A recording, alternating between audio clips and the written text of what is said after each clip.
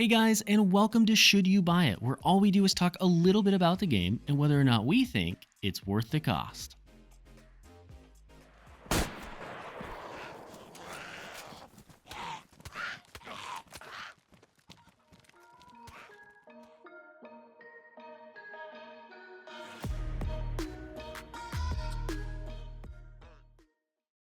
In this episode, we'll be playing DayZ, the open-world survival zombie-infested game where you will spend every other second either fighting off hunger, temperature, the infected, or the scariest of all, other players. The first question that we always cover in these videos is what stage of development is the game in? And in this case, DayZ is currently in full release and available on PC, Xbox, and PlayStation for $45. So what exactly is the game? Well, DayZ takes place in a post-apocalyptic world that has been overridden with infected. It will test both your survival skills as well as your PvP skills. Before we jump right into the details, I first need to make it very clear that there are currently two primarily very different ways to play DayZ. The first is on official or vanilla servers with the game designed exactly how the developers have made it, and modded servers which drastically change the game. First, let's go ahead and cover the official servers so that you have a base understanding of what the game is. When you first spawn in, you will have very little other than the clothing on your back. You'll probably get sick very quickly if you don't find warmer clothing and food on top of that. The idea here is that there is a lot of things that can kill you very easily right from the start of the game. Of course, as you play the game more and more, this will change and you will eventually have most of these things become significantly more trivial to you as you get used to them. This doesn't mean that they don't play a very important role, however, as they will still be important as you continue throughout the game. Just to give you some examples, simply walking out into the rain for more than 20 seconds can make you soaked, which will quickly result in you catching a cold. Colds or other various sicknesses will cause you to cough and sneeze along with other various symptoms. This may seem like not a big deal, but one sneeze in the wrong area and boom, you got 4 zombies running your butt down. Then considering weapons, ammo, and attachments are far and few between, excluding high-end loot areas like military bases, you're definitely going to struggle. Just to top all of that off, let's say you want to play with a friend. Well, have fun finding each other because when you first play the game, it is nearly impossible. This is because first off, the map is absolutely ginormous and takes about 35 to 40 minutes in order to cross the entire map. This is assuming, of course, that you don't have to stop for food, don't have to deal with zombies, don't have to fight other players, and don't encounter any other dangerous wildlife. But if you thought that was the worst of it, you would probably be wrong.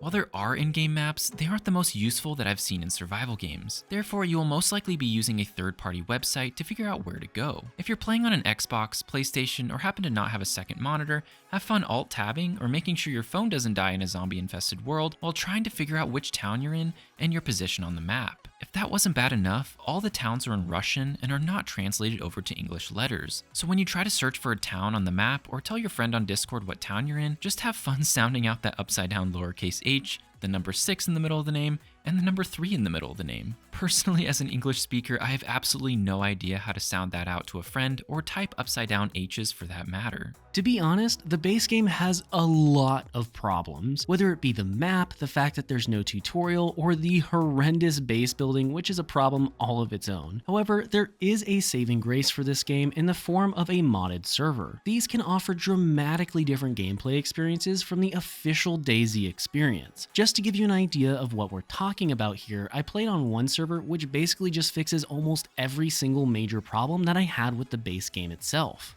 First off, there is an in-game map which allows you to figure out where you are very easily. You can spawn in a few different locations, which makes finding friends much easier as well. There are traders that you can buy and sell stuff with, so you don't have to spend 20 hours of just searching for a specific weapon or attachment for said weapon that you might want. You can purchase vehicles at these traders rather than having to find and fix old broken down ones. Then, just to add icing to the cake, they add a massive upgrade to the default rating and building systems, making it significantly more fun to participate in them. There are even modded servers out there that add things like velociraptors as enemies into your game.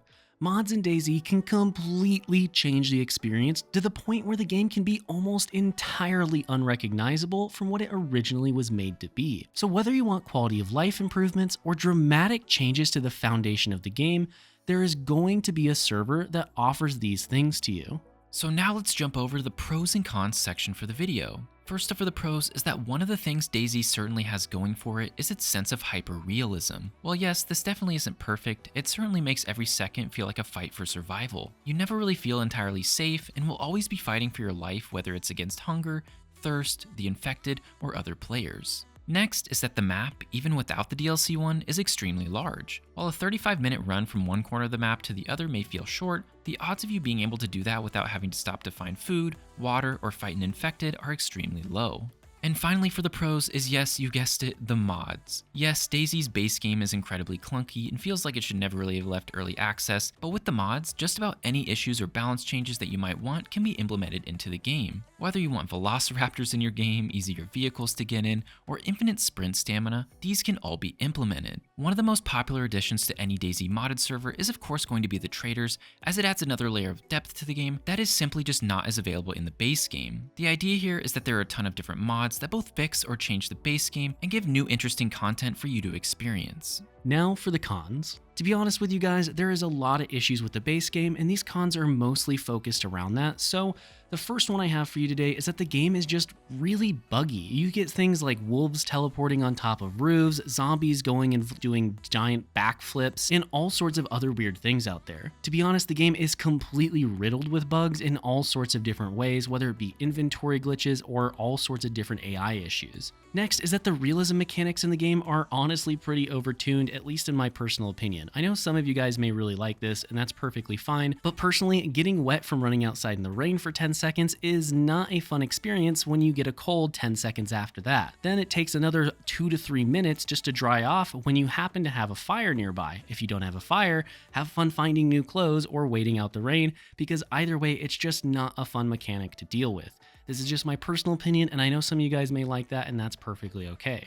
After that is that the game has really no explanations or tutorials whatsoever. I'm not asking for a lot here. I get it's a realistic survival game, but just some basic control explanations would be great. It took me like 2 to 3 hours to look up how to actually craft in the game, so just pace yourself when actually playing it, as you're definitely going to run into issues, and you're going to have issues where things don't make sense and you don't know what the controls do. It will take time, but you will eventually get there. Following that is just the sheer lack of translation for the towns in the game. I mean, the UI is pretty good to be honest with you, but the lack of translation for towns just makes finding each other almost impossible on co-op, at least when you're first starting out. You may get used to them as you play the game more, but I don't know how to pronounce an upside down H no matter how hard I try. So personally, I would just like to see things like road signs and towns be renamed into English names and have an option to switch that depending on which language you actually speak. Following that is that the game is a bit of a running simulator. I mean, just running from one corner of the map to the other takes 35 to 40 minutes, assuming you don't have to stop for any reason whatsoever,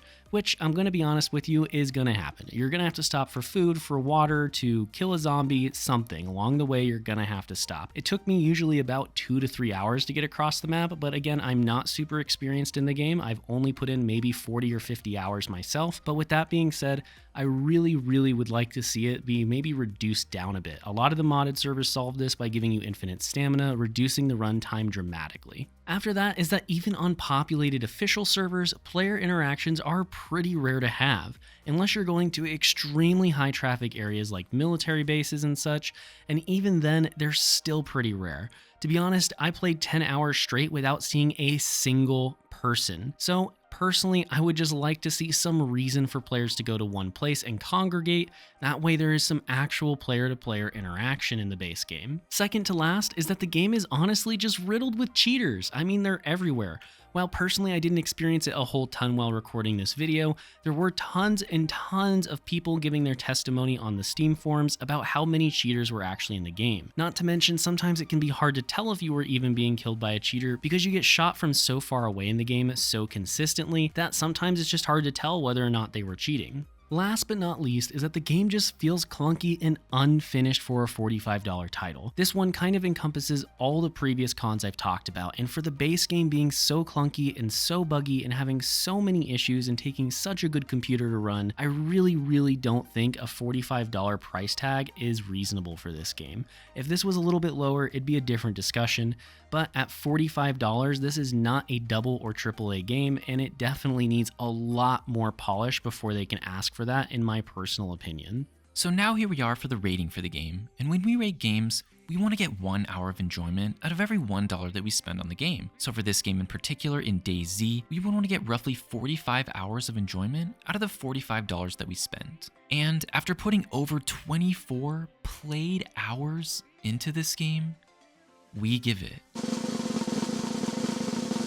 7 out of 10 potatoes. If you do not have the space on your hard drive to play with mods or happen to play on Xbox or PlayStation, I would highly recommend that you look into the game more, as the base game has a ton of issues with it that we previously have already covered. The quality of the gameplay with and without mods are on two totally different playing fields and feel like two totally different games. Our review for this game is trying to take both the modded servers and the base game quality into account with it.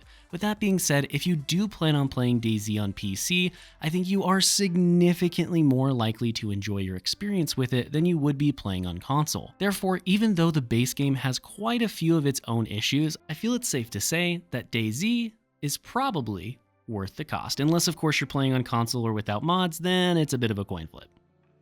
Before you guys go, thank you so much for watching, and if you did enjoy the video, make sure you smash that like button and subscribe for more survival game content. A big shout out to all of our members and subscribers, and don't forget to check out our links in the description below for things like our music library and Epic Games creator code, as these are just ways for you to help support the channel. Otherwise, thank you again so much for watching, and we'll see you next time.